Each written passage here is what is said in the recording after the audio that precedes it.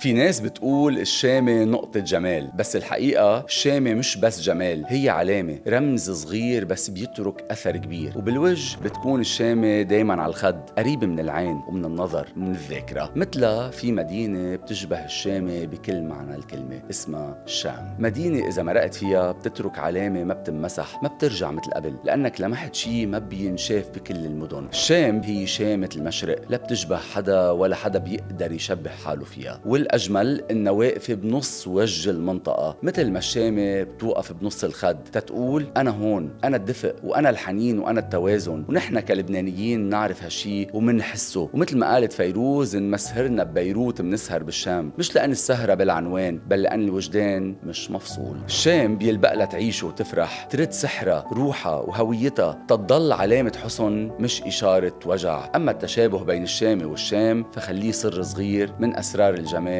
الهادي اللي ما بينعاد.